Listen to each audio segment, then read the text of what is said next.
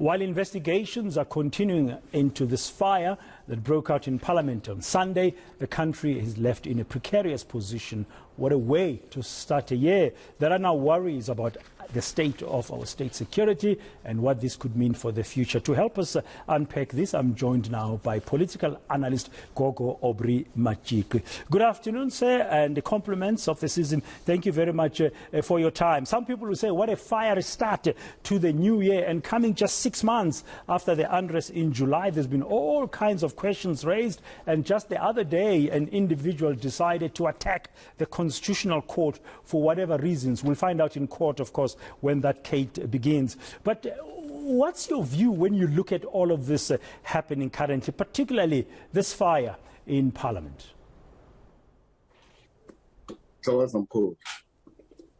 Well, I am not surprised that this fire happened.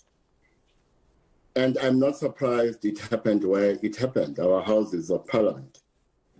Because when we had fires at the University of Cape Town last year, and Charlotte Maxeke, I made the point that these fires were not just fires, these were prophecies, speaking of other fires that would come in future. Even this fire is a prophecy of fires that will come in future. There are two ways of looking at these fires. You can look at them literally, that is just as that, fires. Or as I keep on saying, you can look at them as prophecies. When you look at them as prophecies, you then have, each time a fire occurs, look at the meaning of that particular fire. For instance, when you look at the fire in Parliament, we must remember that this Parliament was one of the instruments of oppression that were available to colonial powers and the apartheid regime.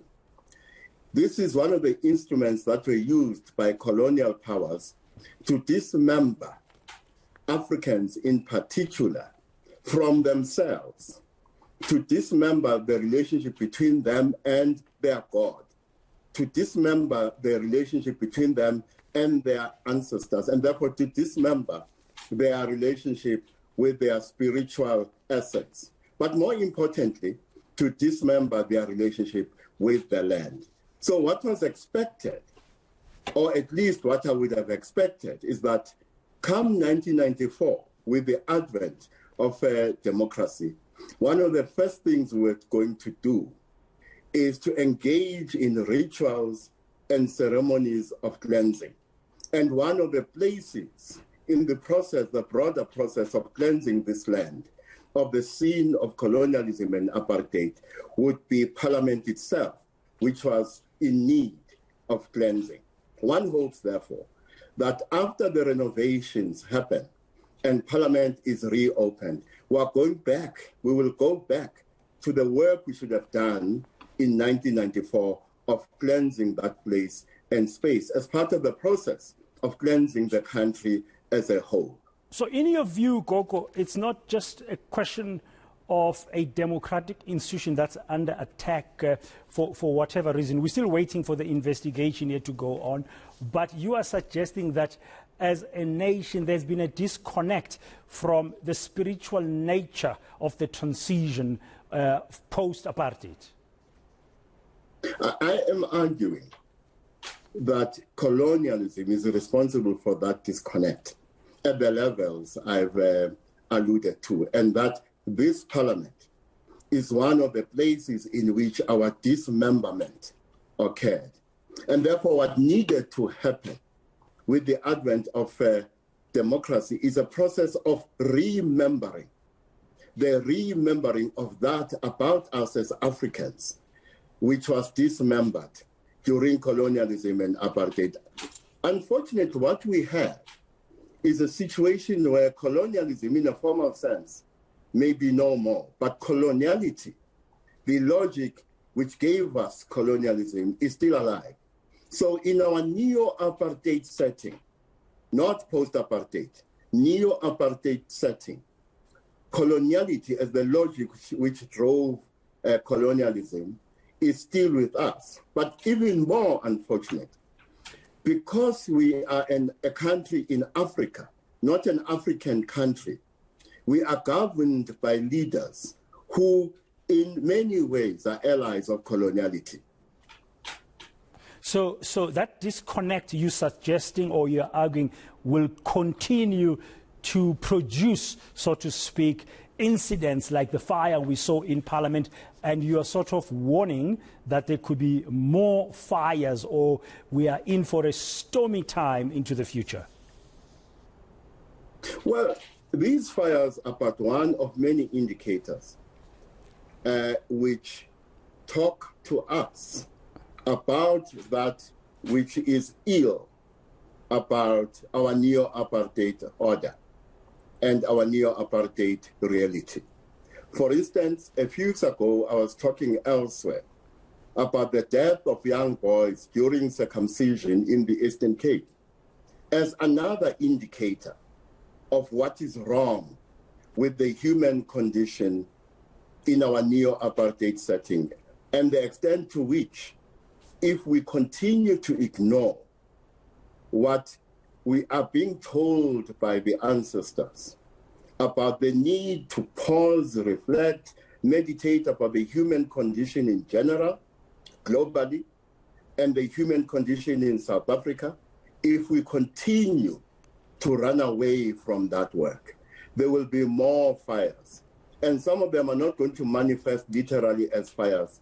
They will manifest in terms of all manner of unrest, barbarism, and so on. And so when you hear voices in response to the kind of thing I'm saying, voices such as that of Helen Zille saying the things they are saying, what we have here is the arrogance of whiteness.